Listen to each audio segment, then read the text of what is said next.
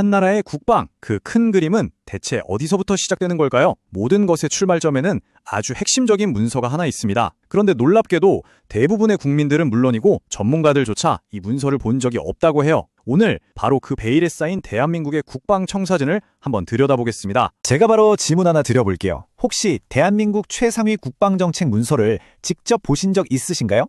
아마 이 방송을 듣는 거의 모든 분들이 아니요 라고 답하실 겁니다. 그런데 진짜 놀라운 건 여러분만 그런 게 아니라는 거예요. 이 분야를 다루는 국방안보 전문가들조차 이 문서의 존재를 잘 모르거나 본 적 없는 경우가 대부분이라고 합니다. 왜냐고요? 국가 2급 비밀이거든요. 자, 지금부터 이 비밀스러운 문서는 대체 무엇인지 한번 파헤쳐 보겠습니다. 네, 이토록 베일에 쌓여있는 문서의 이름은 바로 국방기본정책서입니다. 그럼 이게 정확히 뭘 하는 문서일까요? 이건 그냥 단순한 보고서가 아닙니다. 이걸 뭐라고 생각하시면 되냐면 우리 국방의 최상위 설계도라고 보시면 돼요. 대통령의 국방 철학을 담아서 앞으로 5년, 길게는 15년 뒤까지 우리 군이 나아갈 방향을 정하는 말 그대로 모든 국방 활동의 기준점이 되는 문서인 거죠. 원래 이론적으로는 대통령 임기에 맞춰서 5년마다 나와야 하거든요. 그런데 여기 이력을 보시면 1999년에 처음 나온 이후에 주기가 딱딱 맞아떨어지진 않았어요.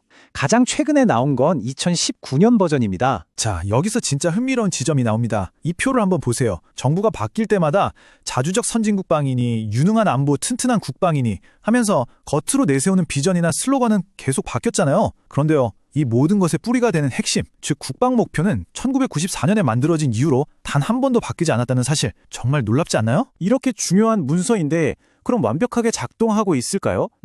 그렇지가 않습니다. 현재 이 국방기본정책서가 제 기능을 못하게 막는 세 가지의 아주 핵심적인 문제점을 지적합니다. 그리고 이 문제들은 서로 꼬리에 꼬리를 물고 연결되어 있어요. 첫 번째 문제는 이거예요. 문서에 담긴 지침이 너무 추상적이고 두루뭉술하다는 겁니다. 이건 마치 회사 사장님이 우리 앞으로 멋진 회사를 만듭시다 라고 선언만 하고 퇴장하는 거랑 비슷해요. 그래서 뭘 어떻게 하라는 건지 알 수가 없는 거죠. 아니, 왜 이렇게 지침이 모호할까요? 일단 15년이라는 너무 먼 미래를 다루다 보니까 구체적으로 쓰기가 어렵고요. 또 모든 종류의 위협을 우선순위 없이 그냥 다 담으려고 하기 때문이에요. 그러다 보니 비전은 그냥 구호처럼 들리고 뭘 해야 성공인지 측정할 기준도 없게 되는 겁니다. 결국 한정된 예산과 시간으로 우리가 가장 먼저 해야 할 일은 무엇인가? 라는 이 가장 중요한 전략적 질문에 답을 주지 못하는 거죠. 두 번째 문제는 단절입니다. 아무리 멋진 설계도를 그려놔도 이걸 가지고 실제로 공사하는 현장팀이나 예산을 짜는 재무팀과 소통이 안 되면 그 건물이 제대로 지어질 수 있을까요? 지금 국방기획 시스템이 약간 그런 상황이라는 겁니다. 그러니까 이 최상위 문서의 거시적인 전략이 구체적인 실행 계획으로 제대로 번역이 안 되는 거예요. 계획이 잘 되고 있는지 평가하고 피드백하는 시스템도 없고요. 아까 그 회사 비유를 다시 해보자면 CEO가 거창한 비전을 발표했지만 각 부서들은 그냥 원래 하던 대로 전체 비전보다는 당장 눈앞에 닥친 일들만 처리하는 것과 비슷한 상황인 거죠. 자, 그리고 마지막 세 번째 문제는 정말 역설적입니다.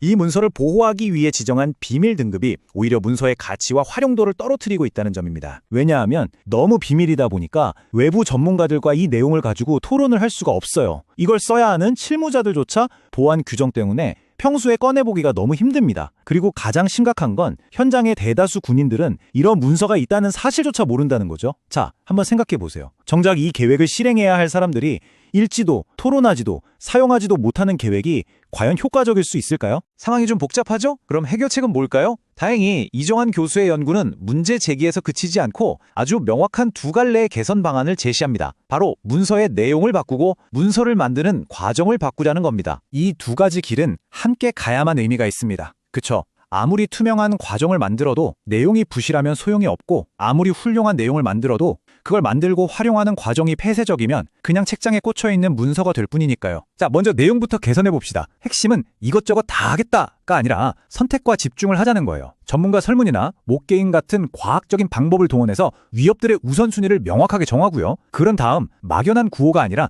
측정 가능한 15년짜리 목표를 세우는 겁니다. 우리가 파악한 위협은 이것이다 해서 그래서 우리의 대응 목표는 바로 이것이다 로 명확하게 선을 이어주는 거죠. 다음은 만드는 과정의 혁신입니다. 전문가들로 구성된 팀을 만들고 최고지휘부가 직접 참여하도록 하는 것도 물론 중요하죠.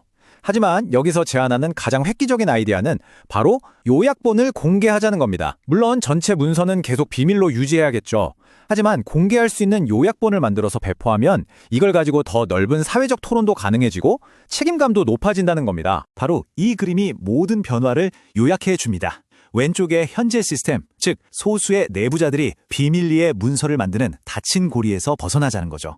그리고 오른쪽의 제한된 시스템, 즉 전문가들이 주도하고 일부 내용을 공개해서 끊임없이 피드백을 받는 역동적인 선순환 구조로 나아가자는 겁니다. 이쯤 되면 이런 생각이 드실 수도 있어요. 결국 문서 하나 바꾸자는 얘기 아닌가? 그게 그렇게 중요해?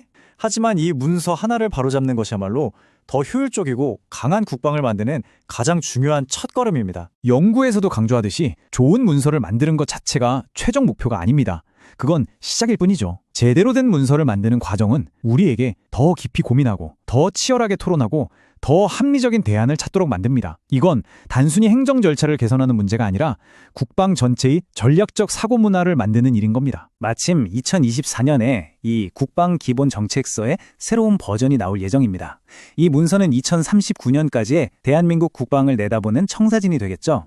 과연 그 청사진은 어떤 모습이어야 할까요? 우리가 마주한 위협이 점점 더 복잡해지는 만큼 그 어느 때보다 깊은 고민이 필요한 시점입니다. 오늘 설명은 여기까지입니다. 감사합니다.